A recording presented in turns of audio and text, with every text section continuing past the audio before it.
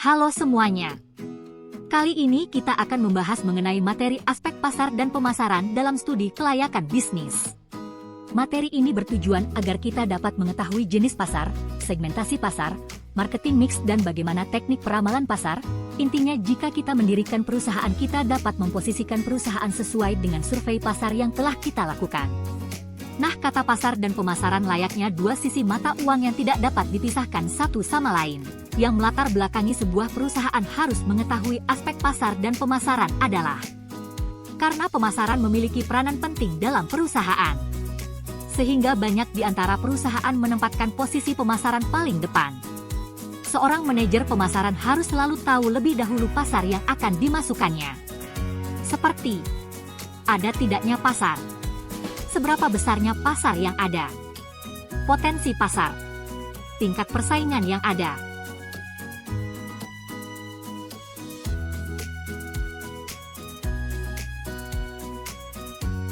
Nah, berarti apa yang menjadi tujuan pemasaran dalam perusahaan? 1. Untuk meningkatkan penjualan dan laba. Berbagai cara dilakukan perusahaan untuk memperbesar omset penjualan dari waktu ke waktu. 2. Menguasai pasar melalui perluasan market share terutama wilayah-wilayah tertentu. 3. Untuk menaikkan prestise produk tertentu di pasaran. Biasanya digunakan oleh perusahaan yang memproduksi produk kelas tinggi. 4. Untuk memenuhi pihak-pihak tertentu. Pemerintah maupun lembaga yang terkait. Pasar itu merupakan tempat bertemunya penjual dan pembeli, itu pengertian yang pada umumnya kita ketahui ya. Sedangkan menurut prinsip ekonomi, pasar merupakan tempat bertemunya antara kekuatan penawaran untuk membentuk suatu harga. Pada laporan studi kelayakan bisnis untuk aspek pasar dan pemasaran ini akan dimulai dengan melihat kondisi pasar. Dengan melihat mekanisme pasar yaitu keseimbangan supply dan demand. Nah, apa permintaan itu? Merupakan jumlah barang yang dibutuhkan konsumen yang mempunyai kemampuan untuk membeli pada berbagai tingkat harga. Sedangkan penawaran merupakan jumlah barang atau jasa yang ditawarkan produsen pada berbagai tingkat harga pada suatu waktu tertentu. Faktor apa yang mempengaruhi penawaran? Pertama, harga dari barang. Kedua, harga barang lain yang memiliki hubungan. Ketiga, teknologi. Keempat, harga input atau ongkos produksi. Kelima, tujuan perusahaan. Keenam, faktor khusus atau akses atau transportasi.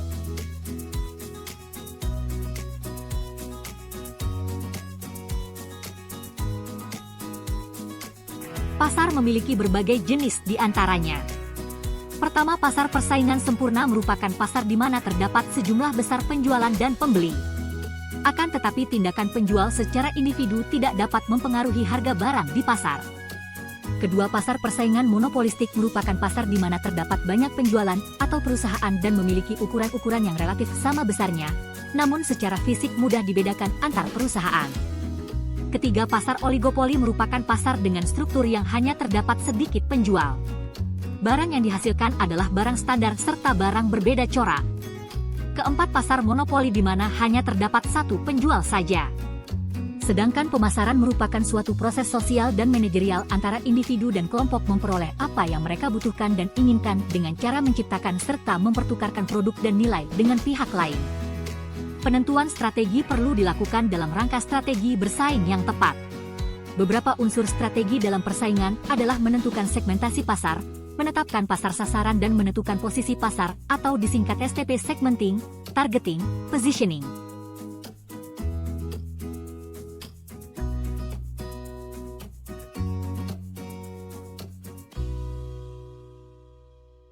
Segmentasi pasar artinya membagi pasar menjadi beberapa kelompok pembeli yang berbeda yang mungkin memerlukan produk atau marketing mix yang berbeda pula.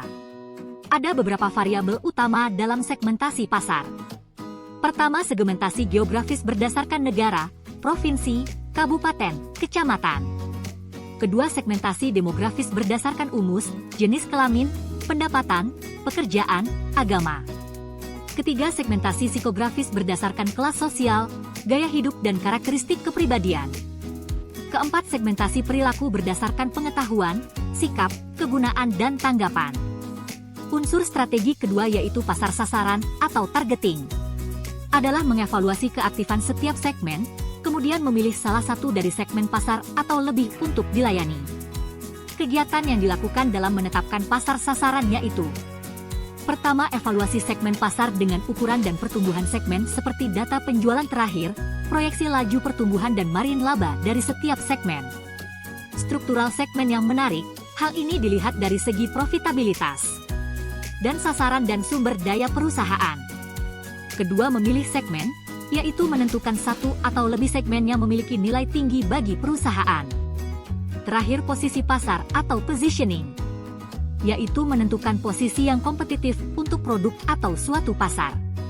Memilih dan melaksanakan strategi penentuan posisi pasar. Pertama, identifikasi keunggulan kompetitif. Kedua, memilih keunggulan yang tepat. Ketiga, mewujudkan dan mengkomunikasikan posisi dipilih.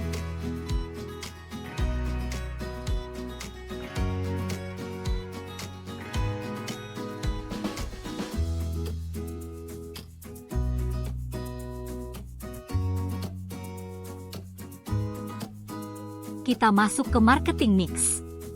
Merupakan sejumlah komponen pemasaran yang terkontrol oleh perusahaan dan digunakan untuk mencapai target pasar yang telah ditetapkan serta memberikan kepuasan kepada konsumen. Komponen marketing mix paling umum yaitu produk, distribusi, promosi dan harga atau 4P.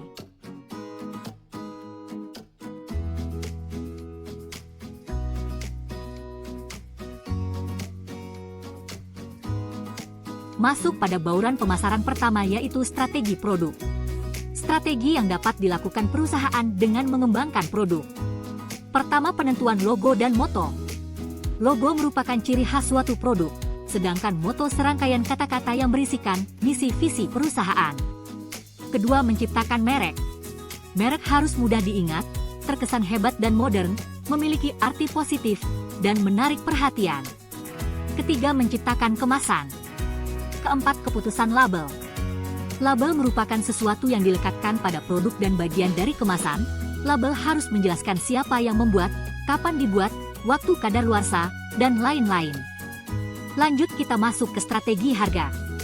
Langkah-langkah yang perlu ditempuh dalam menetapkan harga yang tepat terhadap suatu produk adalah: pertama, menentukan tujuan penetapan harga. Kedua, memperkirakan permintaan biaya dan laba. Ketiga, memiliki strategi harga untuk membantu menentukan harga dasar. Keempat, menyesuaikan harga dasar dengan taktik penentuan harga.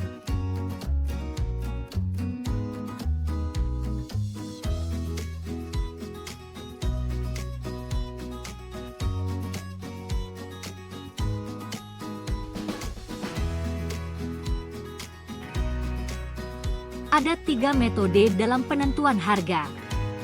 Pertama, penetapan harga berdasarkan biaya.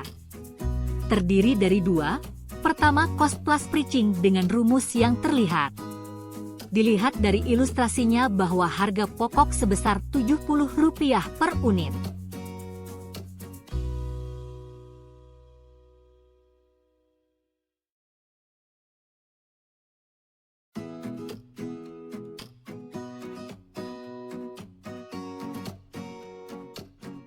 Kedua, cost plus pricing dengan markup.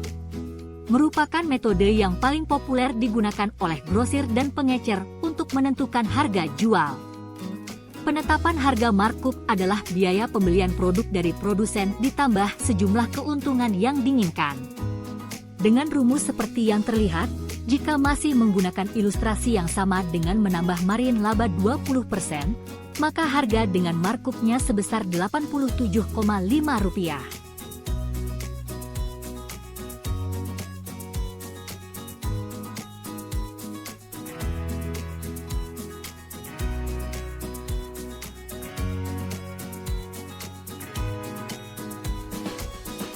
Penetapan harga kedua yaitu dengan BEP yaitu break even pricing menentukan harga berdasarkan titik impas atau pulang pokok.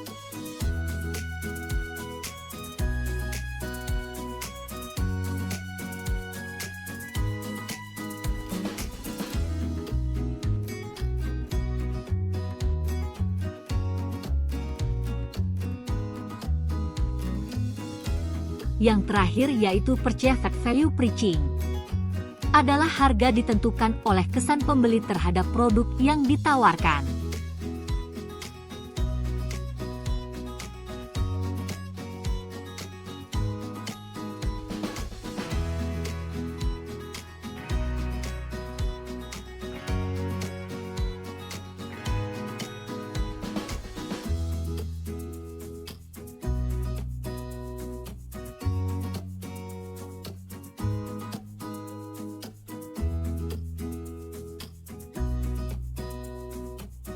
Strategi ketiga yaitu strategi distribusi, penentuan lokasi dan distribusi baik kantor pusat, cabang, pabrik, ataupun gudang.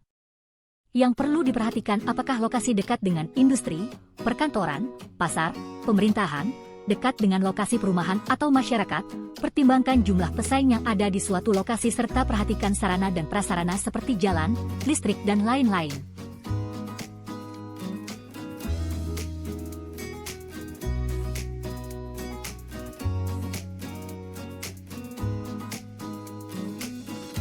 Terakhir adalah promosi, merupakan pengenalan atas produk kepada konsumen khususnya produk baru.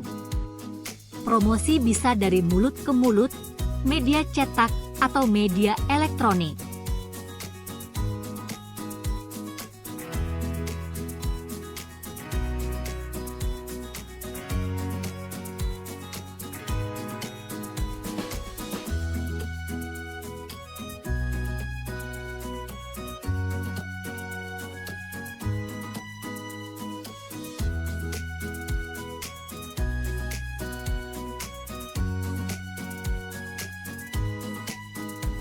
Nah, untuk materi teknik peramalan pasar, akan dipelajari pada video berikutnya.